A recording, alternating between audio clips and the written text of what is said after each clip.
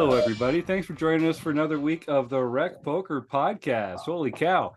I get excited because we're doing these live on YouTube now, and I always get a little nervous getting started because I'm not exactly the man on the mark when it comes to the audio cues. But so far, everything's going great. We've got a great guest lined up.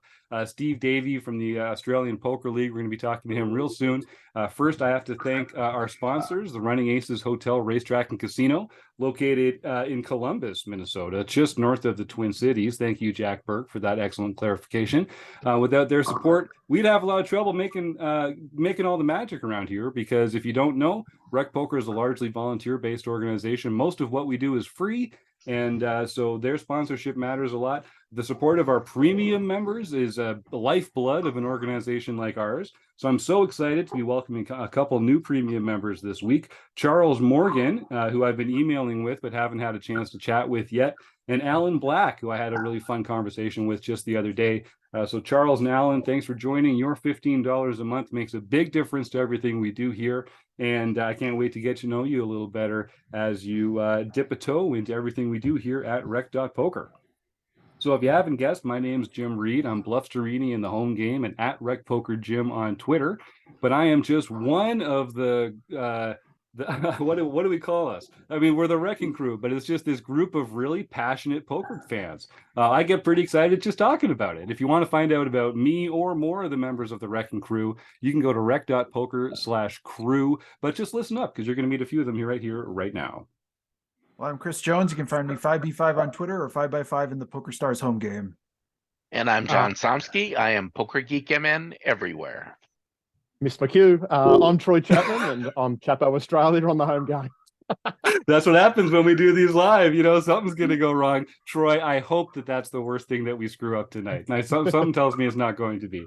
Like I say, we're doing these live on YouTube every Monday night at 7:30 Eastern. And if you're joining us in the YouTube chat, feel free to type any questions that you have for Steve in the chat there. We're also going to be doing our weekly food drive raffle.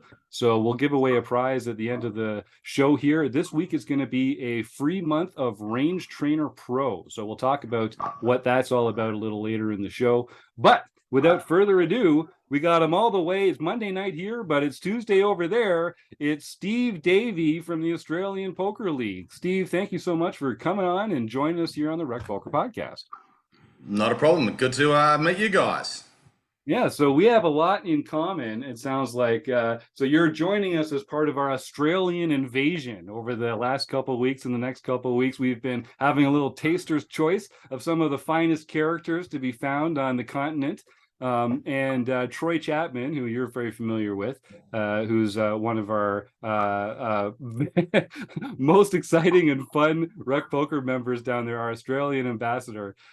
He's been banging the drum and rounding out some fantastic guests for us. You come from a particular section of the poker scene in Australia, and that's what we're going to talk about a lot here, this league, the way of kind of playing with friends, this kind of layer of the poker world that is really interesting, very recreational friendly as well. Before we get into the meat of that, can you just answer sort of the cliched question of, like, how do you view yourself in the poker world? What's your kind of role when you think about poker? And what got you involved in the game in the way that you're involved now? Okay, well, I'm a licensee for the Australian Poker League. And basically 2005, many years ago, had one of my best mates, a guy called Frank Luciano, started a company with another guy called Martin Martinez, and they pitched the idea to a group of friends who we all worked at the casino together and had all loved poker and gaming background, and said, we like playing poker at home. Why don't we take this on a bigger level and introduce it to what we call RSL clubs, so Return Servicemen's League clubs, which are little mini casinos, for want of a better term, around the place, all around Australia, and where we can get people to play poker for free and charge the venue a cost for bringing the players in. So the venue's happy, they get people playing their slot machines, using their facilities, restaurants and bars, etc. And because we charge the venue, we can then put money back towards the league, which then goes to get players into bigger tournaments, such as, we used to send people off to the World Series for who had done well. So it's a recreational league starting for free is how it began. No money was involved. It was 100% free. And yeah, we started there. We started with 1,000 starting stacks in tournaments. Yes. 50. You call them you're almost committed. Because no one really had any idea on how it all worked. And 18 years later, I've got slightly more of an idea, but maybe not much. Well, I love that. I mean, I love the idea of putting the cost onto the establishment and making it easier for casual players and recreational players to get involved. That feels like kind of a slam dunk. Are there other, is that more of a model in Australia? I know many of our guests are in North America, and I'm sure the regulations differ greatly from country to country. Well, it's actually, it's not a common model. Well, it is in poker. Poker's become a thing now. We were very lucky when we started because we had no idea how it was going to go. We thought, okay, we'll have a crack at this business and see what happens. 2 weeks before we started, about to launch, we're sending out letters and so forth, getting things happening. Joe Hasham won the World Series. Oh, yes. So front page of all the newspapers and TV was Australian guy wins, I forget the amount, but $6 million or whatever playing poker. And we were just like, I'm not a religious man, but hallelujah. That was just an amazing lead in. And the very first tournament that we had, I did projections that maybe we'd get 20 players to the game. And that was, contacting all friends and family and Sure. beers and everything like that, get along. And I believe we had, it was either 71 or 91 players to my first ever. Wow. I didn't know half the rules because we'd just played our little cash games. So, all the little ins and outs that happen on a tournament kind of thing, we just ran with it. And it just got really popular. And I loved the concept of no money involved. As in, you can be without a job, no cash, playing next to a CEO, and it's just who's the best wins. There's no other, outlying factors. So, yeah, that's how it all began. That's awesome. And we have a very active and robust home game club here. We play on Poker Stars just for play money. And Yep. I think, honestly, it's been described as the most difficult play money tournament series on earth. And I think it honestly is, because when you get people playing as a hobby, like people that love the game, you're not playing for the payout. You're paying for the bragging rights and to improve as a player, and just because we like the competition of it. So that's great. I think the more of that we can cultivate in the poker world, the better. Sorry, just quickly with it. I think as we're all guys, well, and there's guys and girls obviously, but as we get older, you stop playing sports and things, but you still have that competitive drive. Yes. What it's like with mates. You want to beat them at everything. It doesn't matter if it's rocks, paper, scissors, or a game of pool at the pub. This is a way to do that. You can talk plenty of shit, and Yeah, I think that's a real thing. And poker's a great game for that. It really is, and it really lends itself to that very naturally. And of course, it's even more fun when you win. So we're all looking for ways to improve and ways to learn and practice. I think now you've been obviously a fan of poker for a long time, but you've been involved in this for almost 20 years now, it sounds like. Yeah. Have you progressed as a player? What's been your learning experience as you've come along with it? Just from seeing a lot of hands, I've never really put serious time into learning the game, but I've been around enough people who have, in a way. I'm competitive at the local pub level type tournament, but if you've put any type of effort into learning the game of poker, you've got me covered. So I can, I think I can play in any state of sobriety kind of thing. Always a few moves. I know the basic maths, know what you should be and shouldn't be doing. It's all about positional, all those kind of, 1, 2, 3 step things. But if you're going into hand ranges and putting people on, you've got me covered. So, yeah. I love it. That's fantastic. I see Joe Coolis is unmuted here. Joe, jump in. Well, I just wanted to invite Steve to my home game if you'd like to come and play. Yeah, that's right. Absolutely. Lost plenty of money back in the day because there was no such thing as our poker league. So when we were learning, we went to a few home games and was relieved of our cash. And you go, okay, this is what's happening here. And then as you go on, you learn more and more. But that's what I love doing, I suppose, is been doing for so long, is bringing people into the game for free. They learn, and some people then have no desire to do it anymore socially. Some actually do really well and go on and get good scores and go on to play in big tournaments around the world. And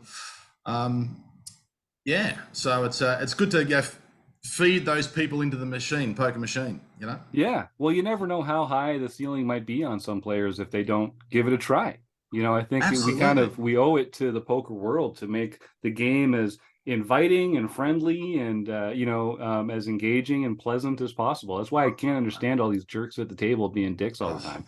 I mean, they're a subset of the population, but we kick them out. We don't even let them in the home game club. If people are rude or abusive or berate people, or we just give them the boot and we say, nope, sorry, we'd rather have a smaller crowd with better people in it.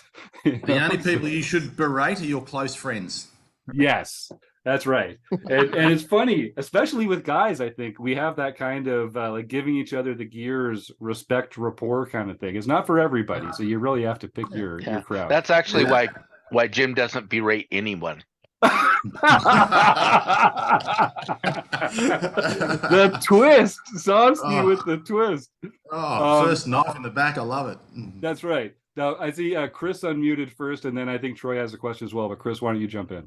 Well, I got our first question from chat, and I'm almost afraid to ask it because it sounds like there's some insider knowledge here. But John Homer asks me to ask you to tell the story about the apple in the bird bath story.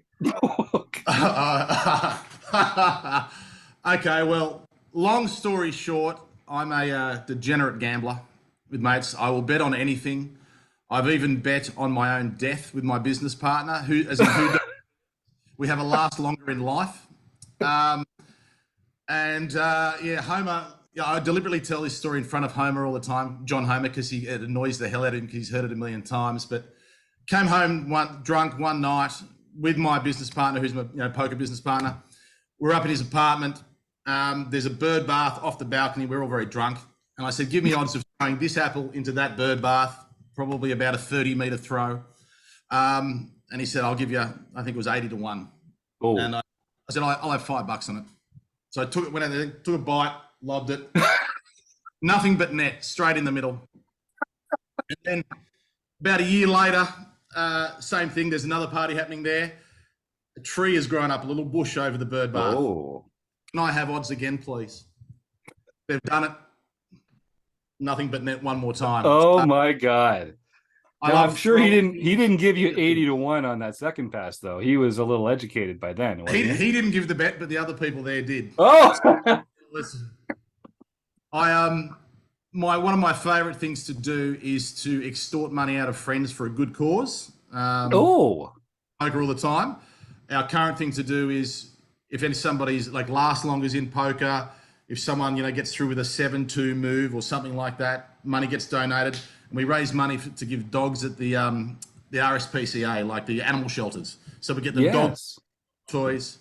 I am deadly at throwing chips. So I've had them in my hand for 25 years.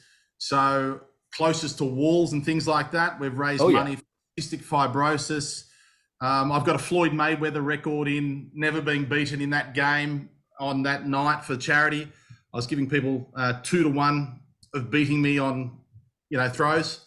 And I went, I think 27-0 and managed to, raise $500 for the cystic fibrosis. So anything I encourage anyone who's involved. It's not about the money when you gamble. It's the principle of the thing, and it's $1 or $100, whatever. You shouldn't be going bankrupt over it, but have a bit of fun with gambling and give it back to good causes. Oh, that's great, Steve. And yeah, I mean, finding a good cause and taking money from people to support it, that does sound like an even better way to do it. Literally, Yeah. seriously, when we're finished with this show, let's email, because we do a lot of work here to support local food banks. And I think Yep. getting people that are involved in helping good causes like that, we've all got a lot in common. So we should find a way to Yeah, help make that work for each other. absolutely. Troy, you are up, my man. What's next? So, Davey, I just want to ask a question about, you've been doing the tournaments with so many different clubs, with so many different people over the years. What are the foundational aspects that you think you have in regards to being able to run a good game? What has to be there for people to want to come back every week and play? Because, just so everyone knows, how many games per week do you run? I run about 5 to 6 per week.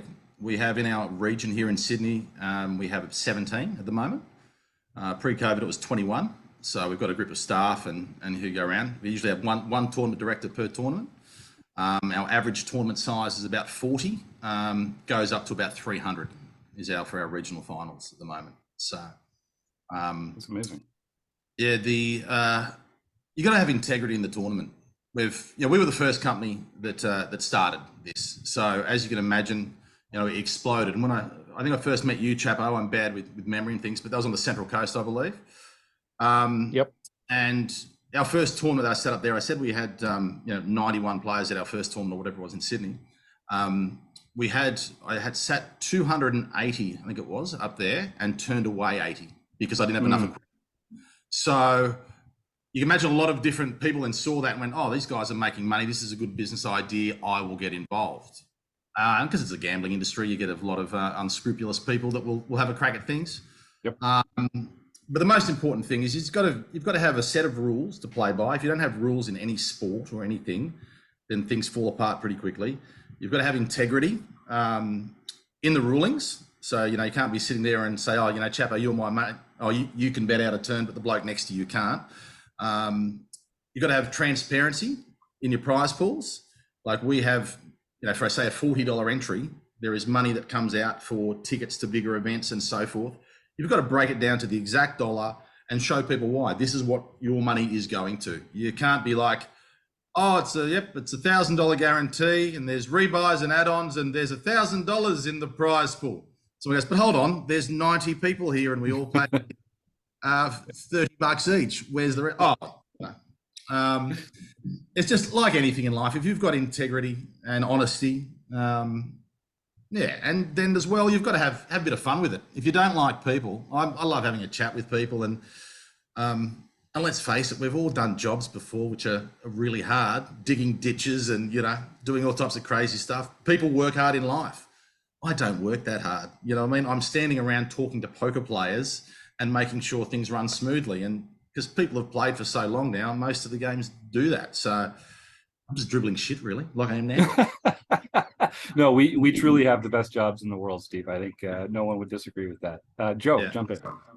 I was going to say ditch diggers say that they would rather dig ditches than talk to poker players, to be honest. But mind you, bad beats. You've got to be able to, that's one thing, Chapo.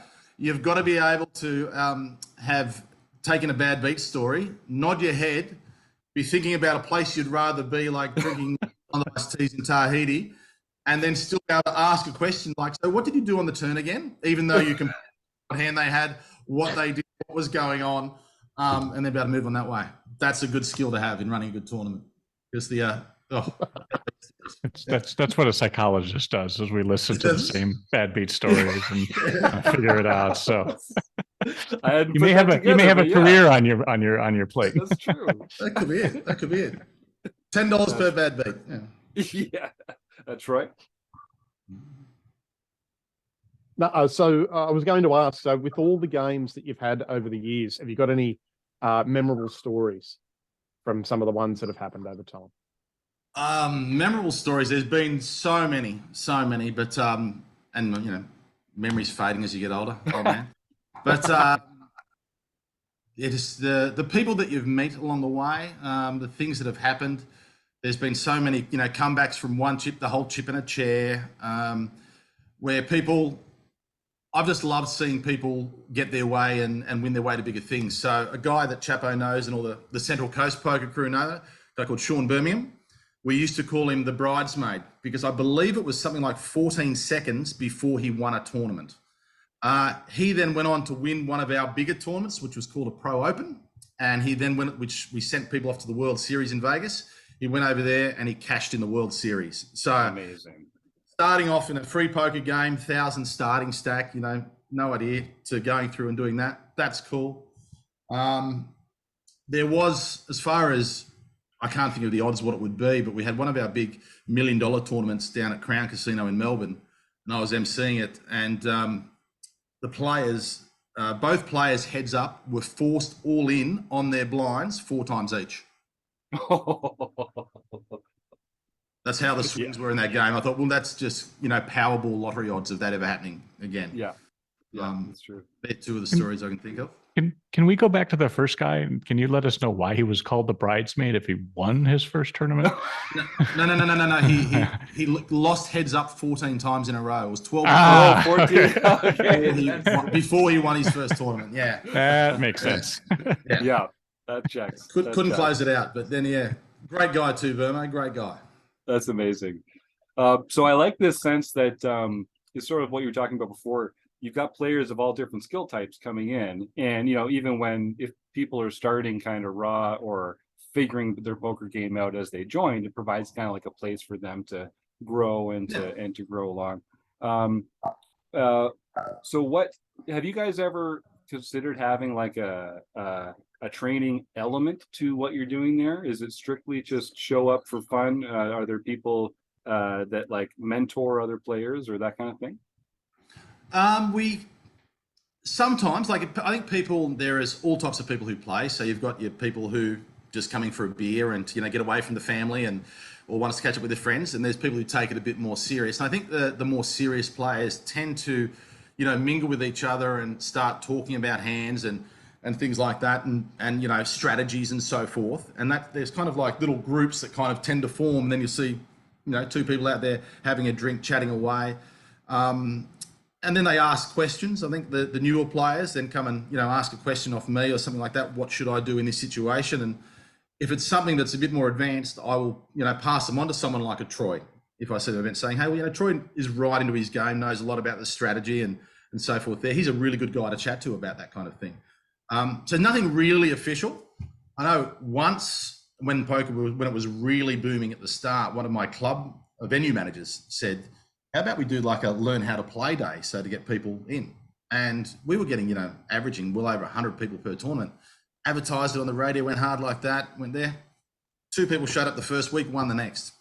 No, that was it. Great. So kind of people learn, it's like jumping in the deep end, I think. People kind of learn on the felt. But now, I suppose with, you know, got you guys and stuff like that and Troy and everything like that, there's more talk of it. So people can find it easily enough, you know, online if they're looking for that mentoring type thing and want to take it to the next level. Yeah, I mean, it's great because I think a lot of the people that join RecPoker, if they become premium members, we have a little chat, we meet over Zoom, like they get pretty involved, we get to know each other pretty well. And one of the common comments that I hear from people is, you know, I love poker and I've got great friends, but my friends don't love poker. And so there's just not that group that I can talk to about the game, I can study with and learn with. And it feels like an organization like yours just has that really natural, you know, ability for people to come together of all different walks of life and experience levels and come and enjoy this game. So that's beautiful. That is like, I know I mentioned this before, but it sounds a lot like our home game club where we're here to have fun.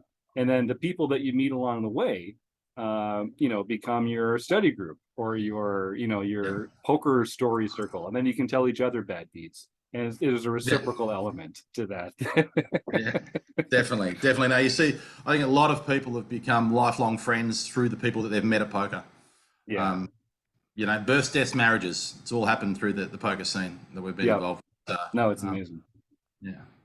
So what does the future hold for you and for the league? You sound like you're kind of based in the Sydney area. Is that like I don't know Australia well enough to know how it sort of divides up into different regions, but is that kind of so when it all started, it was 10 regions of Sydney. Sydney got divided into 10 regions, and people bought each region.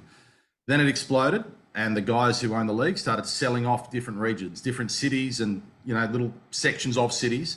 We're now Australia-wide, apart from the ACT, which is the Australian Capital Territory, which is kind of a little mini state in between New South Wales and Victoria. So Sydney and Melbourne in between, which is where all the politicians live. It's illegal there. You used to be able to, get porn, grow weed, get fireworks, which are illegal everywhere else, but there so happen to be legal. I don't know. I'm not sure. And also the Northern Territory, which is a state where Alice Springs or Darwin. Have you heard of Darwin before? Yes, vaguely. Yes. Right there in the middle. That's also illegal there to have a free game of cards. Huh. As in free, as in no money's involved. You aren't not allowed to sit there and play a game of cards. Very bizarre as far as that sounds like the premise of an 80s movie or something, and then we need like Kevin Bacon to come in and shake some fun into them by the lapels. That doesn't make any sense at all. It's very even in Western Australia, so where Perth is located, there's a weird rule there. So you have to buy this goes back to the community, so it's kind of okay like sporting clubs. You have to buy like a license for a nightly game to hold a cash game. Type thing, like an entry fee tournament. So that goes, I suppose it's a way of raising taxes for the local community, and that goes to that. But yeah, I couldn't run a free poker league over there and give away a T-shirt for you leading the leaderboard after a season. That would be illegal. Right. We have some like you guys, we have some strange laws in place that no one's really, thought through yet, or they thought through it in the 1790s and haven't adapted yet. But yeah. Yeah, it's one of these tricky things about the poker industry, and we've explored it in Canada and in the States. We don't know the Australian legalities as well, but there seems to be. Gambling has a bad rep, and we can talk about whether poker is gambling or not, or how much of gambling it is, but it does kind of get painted by that broad brush, which makes it hard to do it. Doesn't make sense to me, but I guess it's an easy cause for politicians to kind of get support from part of the So actually, a funny story when it comes to it. So when we first started, everything was free. There was no entries to tournaments. Literally was turn up, you play for free, win your way through. So our first competitors that came in were like, okay, let's have entry fees. So our company, not myself, but our company lobbied the government to say, hey, this is gambling. We're not doing gambling. We're just playing a card game. These guys are gambling. So if you shut that down, we have the monopoly still. So that was the theory behind it. And the government actually said they're not gambling. You're paying money to enter a tournament in the hope of winning more money, but you're legally not gambling. Same thing, I don't know. It was a weird thing. But then I don't think it's big enough overall to be no one's hiding from their taxes or en masse like big multinational. Right. It's not worth the lawyer's time to chase things and everything. But yeah, now it's all we still have an element of free rolls. I reckon we have probably 5 out of our 17 a week of free games, and the rest are small entry fees. But you're going back to your question before, digressing. Where do you see poker going now? It's getting to the stage of more kind of what they call little mini tours. So we have one around Australia every month. We call them the APL Poker Tour, and it'll be about roughly 25 to 30 tournaments over a 7-day period, buy-ins from $80 through to $5,000. Okay. So and then there's other companies doing very similar things, like the tours. So they tend to be what's kind of starting to happen now, and I really like that. So you've got your progression up from your local game through to bigger ones. I also think there's a couple of poker rooms now that are starting to get bigger. There's one out in Western Sydney from WPT League, a guy called Bruno, a good friend of mine runs it, does a great job out there, St. John's Park. Shout out to Bruno if he's listening, which he probably isn't. It's that whole, go somewhere and have a permanent set up poker room ready to play. Because at the moment we have our tables at the venues and equipment. We set it up, run the tournament, break it down, put it away. These are now the permanent poker room, which I'm starting to see more of from friends who live in the States, the legal ones. It seems to be where things are going. And I think in time, people like that. You've got an amount of money, you want to go down to Joe Blow's poker room, play a tournament against a group of people. I think that's more of a thing that the future will go through. Yeah, it's going to be really interesting in all the different parts of the world to see how different organizations and as the laws change too, and as politicians catch up and that kind of thing. I know Chris has some YouTube comments to get to, but Troy, why don't you jump in there first? I saw you on mute. So, Davey, just a quick question on what you can see when you're not actually in the game. What attributes are you seeing in the average recreational player that exhibit when they're moving through those stakes from free roll all the way through to the ones at the APLPT? Do they all have common characteristics? No, everything's different. It's the as you talking about, say, the players that do it the best progress well. Yeah. It's the person that comes in and if once they get the bug, so to speak, they get there and they say, okay, who am I playing against on this table? There's usually 7 other people on the table. Who's here, just socially having a few beers? Who here has no idea? Who here is taking it serious? Who's trying to get away from the wife for a few hours? Who's drunk, kind of thing. So that adapting to the play and going, okay, this is the person I need to target for chips and so forth. They're the ones that I find pick up, the ones who pick that up quickly and then don't complain when they get beaten by the drunk guy who's called them with goes runner, but go, okay, I wanted to be in that position. Like, I got my money in good. This is, didn't work out tonight because there's the element of luck involved. But the ones who kind of absorb that pretty quickly and then don't blame others when they get knocked out, kind of thing, or the short, like, I'm so unlucky. Well, no, actually, you called a raise with ace-7 and then ran ace king. Like, those people who kind of, a bit of a, self-realization to their game, they're the ones that tend to go well quickly. And like in anything in sporting, the people who keep calm under all the different situations, the ones who, if you lose 3/4 of your stack, don't go, oh, well, it's all over now, I'm all in next hand. Like, the ones who actually go, okay, now I've got a short stack, I have to adapt my play, and this is, change my range. They're the ones that tend to, go well, I think. Yes. Chris, what's going on? I see the YouTube chat's blowing up. Steve, I think we brought some friends along tonight. Yeah, there's a lot of questions, so I'll try to get to some of them quickly, but I'll start with Josh Campbell's. He's wondering if you'll be betting on the Wallabies in the Rugby World Cup. I find rugby union is a hillbilly game played by gentlemen. I love Fair enough. But, rugby union is the rich man's game out here, and it's a very skillful game, like most of them. But I find it's very it's all the rich boys play it, but I think it's very, very much a hillbilly game. But and the Wallabies are shit, so no, I wouldn't be betting on them. We wouldn't bet on them. All right, sounds good. This is going to start with a little bit of a joke, but I'm actually asking a serious question after this. But John Homer asks, so Stephen, who is the best person you have met through poker, and why is it me? I think we found a Phil. I think we found a Phil in Australia, Chris. I think this John Homer guy sounds very familiar. Yeah, he does. I was best man at Homer's wedding.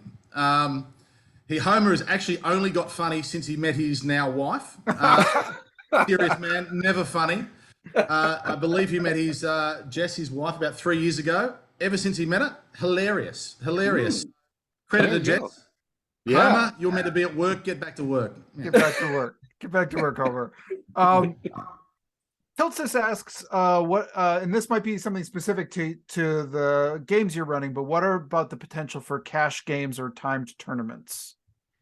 So cash games, they've been legal for a while now, and they have them in some venues. Some APL venues do it. I personally won't be doing them. I don't like them. I think if you want to play a cash game, you can go to the casino or you can go to these ones. But for me, I love the social aspect and just the one entry fee, $20, $30, whatever, and play for the night. I don't want to see people in there because let's face it, some people are really bad at poker. I don't want to see people losing hundreds and hundreds of dollars coming out for a social night. I take it from more the social aspect. It's obviously a personal choice, and people can do that if they want. But I would rather just not see people losing. I think there's more problems that happen when someone's had a few drinks, they've lost $800 in a cash game at the thing, they accuse someone of cheating. All the things that the flow and effect. I would rather just not have. So there's a reason I don't do it. Yeah. And then lastly, we've got a question from Danny Wood, wondering about how the ban in online poker, how that has impacted live poker. I thought it actually might get a few more people coming along to our regular games, because I think online would be our biggest, I would have thought, competitor in a way where, people are busy, they finish work, they might have, families they've got to look after. They can sit there and, have their dinner, put the kids to bed and go, I just want to sit down and have a game of poker. I can play online. But it doesn't really seem to have affected our numbers, where people are now turning up to play because, I can't play online. I used to like playing online. I think it's criminal that you can't play online legally in Australia. I can lose my money on a slot machine based in, out of Mongolia, but I can't play a game of skill, or poker. I think it's a bizarre rule. I think the government, that's a very kind of, they did it because we have a problem with gambling in this country. We have 20% of the world's slot machines in my state, New South Wales alone. So I think it's very easy to say, look, we're doing something about problem gambling. We'll stop this poker tournament. It does nothing, achieves nothing. Where the reality is they should be making it legal and then getting the companies to come in here and taxing them. If you play a $5 sit and go, there's a 20-cent fee to PokerStars or whatever and a 10-cent tax. Everyone would play. It's just a strange thing. I don't think it doesn't seem to have affected us much. But yeah, it's a joke that it is illegal in this country. Yeah, Joe, you had a question next, I think. Well, actually, kind of what you're talking about led exactly to what I want to talk about. So I'm a psychologist and I do research periodically, and one of the things I was digging around for was numbers on how poker related in terms of problem gambling. It was actually in relation to a question about, is it gambling and do people gamble away too much money? And I came across it's a governmental agency within Australia that looks specifically at these questions and actually has an entire report about it. And I just wondered, given that online gambling was pulled and you've lost the Aussie millions, do you have pressure from that organization in terms of you shouldn't be putting these things on? Do you feel pressure from the government to reduce gambling or to not do it? There's actually no, we don't ourselves, but because of the prevalence of slot machines, that's where the gambling is, the big thing. Now sports gambling is becoming bigger because of the advertising, so forth. So they really like, and I love gambling, but they should put a bit of a knock on the ads. Kids shouldn't be seeing ads of what a team is, what odds they're paying, and so forth. But no, it tends to be.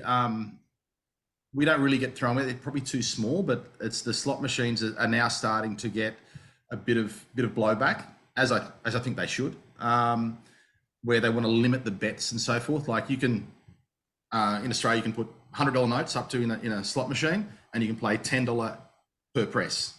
So you can imagine $100 goes very quickly. Mm-hmm. So a lot of talk in the club industry, well, not in the clubs, from the governments about minimising those, either the amount you can bet or the amount that you can put in, and having like cashless type ones where you've got a predetermined amount on a card and so forth. So there's a lot of activity around that at the moment, and it's coming into a state election, and the next federal election will be a couple of years away. But at the end of the day, I don't think anything will change, because the government makes so much money off gambling taxes that I think they do a token effort like, yes, that's outrageous, we should not have any gambling at all, let's put another slot machine. That's what we tend to happen. But yeah, we don't really get any blowback for what we do. No. It's interesting because here in the to be named state, maybe at some other point in the future where I may or may not gamble periodically, they legalized all forms of gambling, including sports gambling and online slots and everything else. And they were supposed to legalize online gambling, and they technically did, but they never actually put forth any sort of platform for anybody to use. And so it's kind of amazing is like they went through this entire thing for gambling, and we were all hoping that we'd be able to gamble online, and it just never happened because they don't care enough about poker, which, I think it's probably similar to the problem you're facing. Yeah, it's not. We're just not big enough on the scheme of things to, to warrant their efforts, I suppose. Yeah. I'm seeing a couple comments in our chat here too. Troy's chipping in, and we call slots poker machines.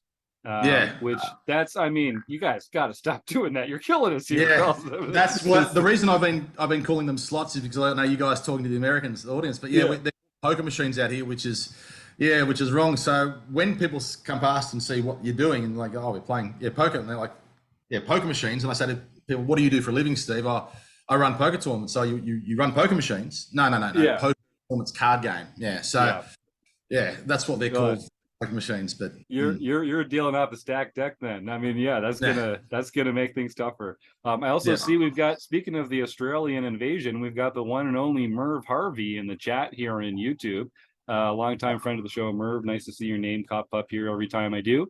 Many Australian politicians think poker and poker machines are the same thing. Yes, so that's something we gotta work on. We gotta come together around the world and break that, because that's killing you.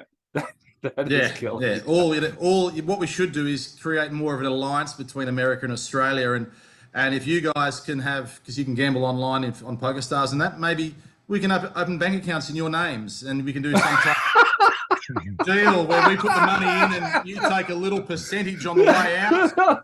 Steve, that's exactly what they're trying to avoid. No, Steve. We're going to exclude Canada from that, though. Oh, that's great. I'm also getting some encouragement to dox our friend Tiltsis here and make sure everyone knows that's Tim Oakley, the one and only. So there you go, Tim Oakley. Thank you for checking in on YouTube and for joining the show here tonight. So Steve, we're getting to the end. The light's going down. We're rolling things out. A couple things. So first, I just want to make an offer. Anyone who's playing in Steve's region in Australia that is playing in his home game league, we're about to enter what we call Marek Madness, which is our March Madness ladder bracket. And it's a great thing that's going on twitch.tv/RecPoker. Steve, if anyone in your league or anyone who's in your district wants to sign up for a free RecPoker account, I'm going to give them a free premium account at RecPoker if they sign up in the month of March. So we can they can get in touch with you and we can arrange that, or they can just email me directly, Jim@rec.poker, if you're listening to this and feel like that would be fun. We'd love to get more of these kind of fun-loving folks that are enjoying Steve's game. I think they'd be a great fit with what we're doing here. And and Merv Harvey says, just specifically, Steve, what region do you run? How can people know if they're in your area or not? Okay, I'm in the Ryde, Gladesville, Canada Bay region of Sydney, which is about 10 to 15 minutes west of the centre of Sydney. But if you get on playapl.com and throw in your postcode and so forth, it'll show games near you. And you can check us all out on Facebook as well. So, And is that the best way to get in touch with you, Steve? Playapl.com. That's playapl.com. Yeah, our website's we've got an app as well now. After many years, finally got an app. All the games are on there. You can check all around Australia where your local game is, all the details about it, all the leaderboards, all the events that are happening on ways you can be bigger and better at poker. Yeah, nice. Well, we keep talking about doing like a RecPoker road trip down there.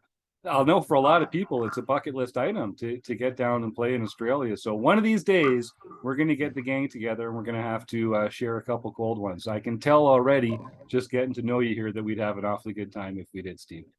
Absolutely. And Chapo will put you all up at his place. He's got plenty of room. His wife won't mind. Yeah. That makes a lot of sense. All right, Troy, the word's out, man. We're on to you now. What do you say? You got a bunk room? You can put up about 8 Canadian and American RecPoker members? I'll find room for all the rec poker guys if they come down. And I'll supply the first few cases of beer. Yeah, there you go. Fantastic.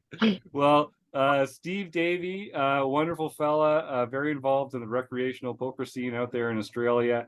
You've heard how to get in touch with him here. Give him a follow on Facebook and go check out that Play APL website and see if there's a game near you. Steve, thanks again. And seriously, let's connect afterwards somehow, because I'd love to combine our powers to support some dog shelters and fight against cystic fibrosis together. That's for sure. And I'd love to get a few of the players that show an interest now in progressing their game and getting better. I'll send them your way as well to learn more and progress. Right on. Well, thanks again. Enjoy the rest of your day. We're going to go move off into membership land here, but our paths will cross again. Thanks again, Steve. Okay. Cheers, guys. Thanks, Have a good day. Yeah. All right. Well, we're going to start talking about some home game results. I think first we should probably just get in. Well, first of all, folks, we're about to do our draw. Someone is going to win a free month of membership, of subscription to Range Trainer Pro. So Range Trainer Pro is a fantastic training tool. It's brought to you by KL Cleaton, who's an awesome dude.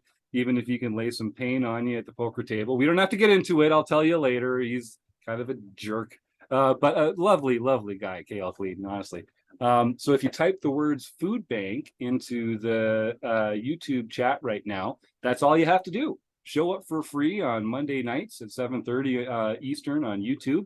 Type the words food bank into the chat and you will be entered into a chance to win a free month of Range Trainer Pro. Now, actually, I should say, sorry, we're going to do a draw. It's based on the food bank thing. If you are not a RecPoker Premium member, you're going to win a free month at RecPoker, because you got to try RecPoker if you're not a RecPoker Premium member. But if you are a RecPoker Premium member, then you get elevated to this whole other tier of prize selection. Range Trainer Pro is the prize tonight, but we're also going to be giving away free months to pokercoaching.com, Learn Pro Poker, and a few other amazing sites out there. Plus, we've got some other cool prizes, discounts on coaching packages and things like that. So you are in charge. And I guess technically, if you win, I would give you until tomorrow to sign up to be a premium RecPoker member, because that only costs $5 if you use the code RecPoker. And now you can get a whole free month of Range Trainer Pro, which is, significantly more expensive because it's such a phenomenal product. But okay, got to talk about the Running Aces events that are coming up. If you're listening to this in real time, it's not too late to make it to the Pot of Gold from March 1st through 5th. That's a $360 buy-in tournament with multiple starting flights. On March 18th, there's the post-Patty Day free roll, and that one's going to be a lot of fun. We did a whole episode that might have come out by now. Out now? I think that episode's out now, right? Yeah, I just saw that. So if you're going to go play in that, go listen to that episode, because we talked all about optimum strategy, number of buy-ins, all kinds of good stuff. Yes, and I did get some feedback, actually. So Doug, who's a fantastic guy, it's Doug Behrens. You guys know who Doug Behrens is. Yeah. He's fantastic. He's been a RecPoker member for a long time, and he's really helped me with a lot of sort of thinking about how we put the site together, how we organize our content, that kind of stuff.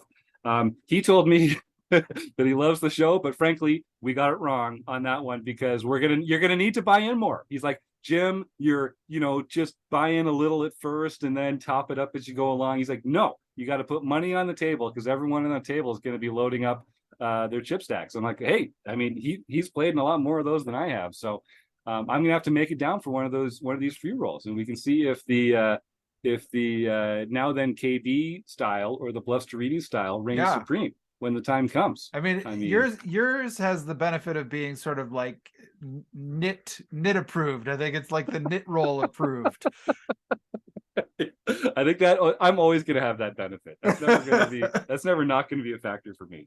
And then the last thing that I'm really excited about at Running Aces, at the end of March, they're having their Mid-States Poker Tour series, which is going to be a lot of fun. That's from March 23rd to April 2nd. There'll be multiple events, and I'm not going to get into too many of the details, because is it next week? Oh God, it is next week. It is next week. Yep. Next week, Running Aces tournament director or tournament manager, I'm not sure, tournament bigwig, John Barrows, is going to come back on the show.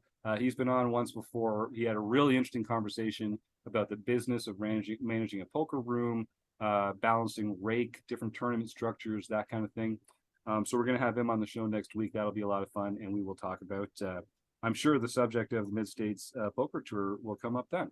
So people have had a little time to enter the words food bank in the chat, but John Somsky, why don't we go through the home game results and let some folks know what else they've won before Chris rolls his magical die. All right, we'll start with Ibby884, John Ibbotson, who I believe is somehow related to Kate Ibbotson, which is Stewie's mom. Oh, it must be. It's the Stewie Carriage family is growing. Yeah, I believe so. Oh. Anyway, John won his first nightly event for the year. A really mad guy, got his first nightly event for the year. Stewie 13, Stuart Carriage, didn't want to be left out, and he won his first nightly event for the year. Keck Geek Senior got his third nightly event for the year. He's on a tear this year. No kidding. And you're just calling him Keck Geek Senior because you know how that family breaks down, right? Right. Because it's not actually even his username. No, his username is just Keck Geek, but he is the senior Keck Geek. Yes. Keck Geek 65, who you think would be the older one. I know, right? Yeah. Is actually Keck Geek Junior. Yep. There you go. Speaking of family tandems here in the home game club.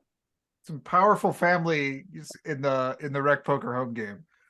Then we have E. Anderson 85. Eric Anderson got his first nightly event for the year. Oh. Well, his name, that's totally public. I'm not doxing anyone here.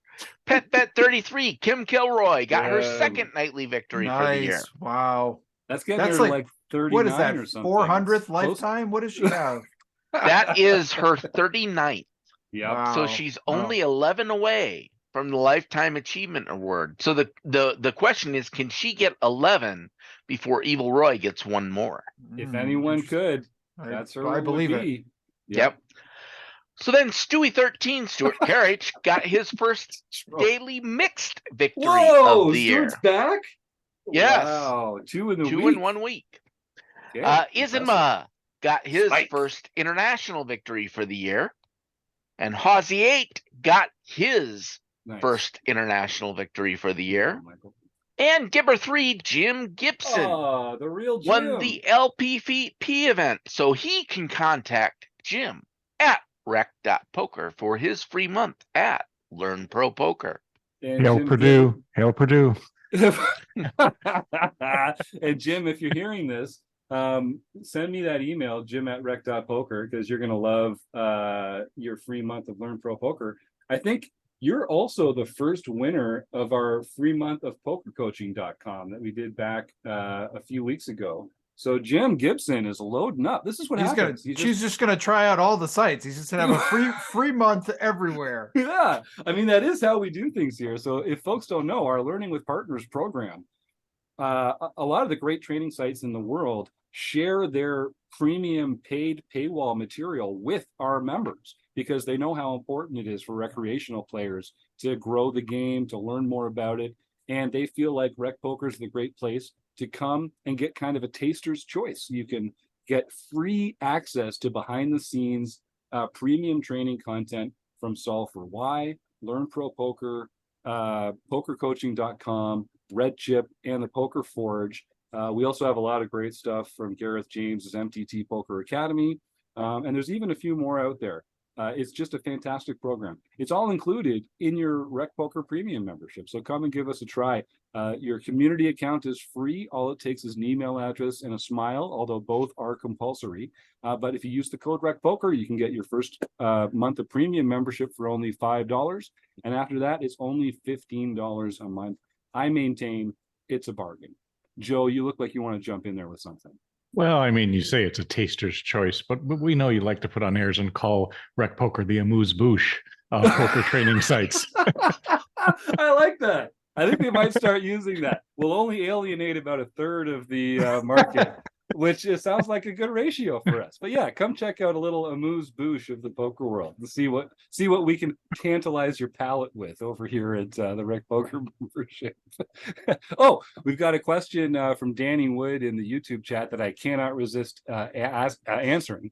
He says, "How do you become a premium member?" Well, Danny, that is a great question. It could not be easier. You go to www.rec.poker and you sign up for a free community account, like I say. And then if you just go, you can see a join premium or go premium button up at the top. And all it takes is $5. That's going to get you your whole first free month. Your whole first month for only $5. And I guarantee you're going to have some fun and find some great stuff there if you do. Oh, and Jim Gibson is in the chat and says, "Hail Purdue, I need all the coaching I can get."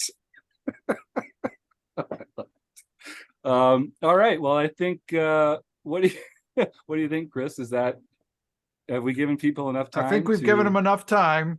Well, we don't want any controversies here. So why don't we roll through it? So I see in order, we have to do this in order because if Phil Razor shows up and gets bamboozled again, I'd listen, call off your dogs, get your lawyers to stop sending me threatening letters, Phil. It's gone on too far. It's gone on too long. We don't have the resources to support this kind of legal attack. Charles, so we have to do it in order so people know what the order is. Charles Allen, Josh Campbell, Mary McCune, Merv Harvey, Arnold Barron, Jay Fleming, Danny Wood took us very literally there. Tilt Sis and John Homer. I see 9. Does that square with you? That squares with me. And by Okay. very That's just my literally, count. he right. typed food bank into the chat because you He always really say, did. "Please type food bank into the chat," which He's is I like this I Danny Wood like character. I like it too. I very much. So I've got one of my nerdy dice. I've got a 10-sider, and I'm going to re-roll if I get a 0. All right. Okay. Let's Here see. we go. It is a 7. 1, 2, 3, 4, 5, 6, 7. It's Danny Wood. Danny Whoa! Wood, food bank into Home the game. chat. Let's go. Danny Wood. All right. Okay. Well, So there you go. So just to clarify, Danny is one of our Aussie mates and is one of our regular home game poker buddies. Oh, So that is awesome. that's great. Well, Danny. Oh, I thought you were saying he shouldn't be allowed to win then. Yeah, we don't want it to that's get any okay. better. Well, that's fantastic. So let's talk about putting things, positive energy into the world. Danny's the guy that asked, "How do you become a premium member?" Well, apparently, Danny, you win the roll. That's how you become a show premium member. up, show up on Monday and enter the food bank raffle giveaway. That's how you become a premium member. Oh, This that's is not a way to fantastic. make money for the site, I'm telling you. So, Danny, send me an email, please. It's real easy. It's Jim, Jim, at rec.poker. And you can see how easy it is to put that together. Don't be a stranger. Shoot me a line, and I'll get you all set up with your month of premium membership. And I will say again, if you're someone who's playing in Steve's region, and if you enjoyed the show tonight, anyone, you send me that email, jim@rec.poker. I'm going to give you a free month. Is if you're in that region. So I'm not gonna geolocate you or like send people to your house to make sure that you're really where you say you are. So don't abuse the system. But if you are someone who fit from there, send me an email. I'd love to get you more involved with Rec Poker. And if you're not, just drop the $5, people. Get your first month for only $5 using the code Rec Poker. So no, actually, Danny, it's just rec.poker. Isn't that amazing? They let us use that. There's no .com. It's just Jim@rec.poker, www.rec.poker. We love it. We got it. And you only need to put the www in there if you are a boomer. Everyone else can just drop it. Everyone else knows. See, John comes across as this really nice, friendly guy, but he knows how to twist the knife every once in a while. He's really good at it. So we got to start winding this down because every month we do a deep dive seminar, and Chris Jones, who runs these, we do them on the 4th Monday of the month after the Chats podcast. So it takes Chris a little while to get that all set up because you guys, and let's just take a moment here and appreciate everything Chris Jones does for Rec Poker. I talk about the RECing Crew a lot. And everyone is really involved. Like John deserves a round of applause for what he does just with the home games alone. But Chris is a really, really big part of what goes on here. Not only producing a lot of the content, setting the curriculum for our training programs, but he's really hands-on involved with the nuts and bolts of the website, with the strategy, just with anything that makes us look good. There's a pretty good chance that Chris Jones was involved in that. So I'm gonna open this up. I'm opening it up this year. If you see John Somsky in the world, you know that you have an opportunity to buy him a beer. Send me a photo. I need photo evidence of it happening. And then I will buy you a beer in Las Vegas for the summer if we're down there for WSOP together. I'm opening it up this year. It's for Chris Jones as well. If you see Chris Jones in the world and buy him a beer, it has to be a beer for you, Chris, then I want a photo evidence or video evidence, preferably social media. Tag me on Twitter at RecPokerJim so I can share this moment of glory with the world. I will buy you a beer out of my own pocket when we get together in WSOP in Vegas this summer. But what I'm saying is Chris Jones runs this deep dive seminar every month. We're doing it next. This is really probably one of the things about Rec Poker that I think is the highest value for our members. You get to play with other Rec Poker Premium members in a simulated tournament environment for about an hour and a half. Chris records all the action with the cards face up and takes that playing sample. You basically put yourself out there. You play your best poker with a bunch of friendly poker players. Chris takes all that information, and he and Daro Kearney get together and they provide their own analysis on how you could have played certain spots better. It's like free coaching from Chris Jones with a touch of Dara. And Chris also produces a sort of like little summary about the play, because every month there's a different theme of the month, and the play in the session is always tied to that theme of the month. So I'm not doing a very good job of explaining it, but it is an awesome feature. It's starting soon, so we're going to have to roll on out of here, I'm afraid. Does anybody have anything to add before we do? Yeah, Is it actually legal to have a touch of Dara going on in our? I think it depends on where the touch is occurring and how old everyone in the room is. Okay. Joe? And I was just going to second that Jim and John and Chris do all the work around here. Troy and I are just eye candy, but we know our roles and we know what we have to do. Important too. That's really important. It's important. Someone's got to class this joint. We gotta get some clicks and likes around this place. So I mean, that's. I was saying chatting with Joe that his video filter there makes him look like he's about 25. And I was wondering what I needed to do to improve things. And he sent me a link to Amazon to some used goat blood that evidently you consume. And virgin goat blood. It has to be virgin goat. Virgin goat blood. Okay, there you go. Well, now I know. Now you know. All right. Well, of course, I really want to thank Steve Davy for being a great guest and for having a lot of fun with us tonight. I want to thank all our fun first-time YouTube chatters. We got some people here who I wasn't used to seeing their names before, so thanks for coming along. I hope you enjoyed the podcast. We do 2 of these a week, the chats and the forums. Go check us out. Of course, the Running Aces Hotel, Racetrack, and Casino. And Joe, Troy, John, and Chris for helping me out. And you, the listeners, we couldn't do it without you. So thank you so much, and we'll see you next week.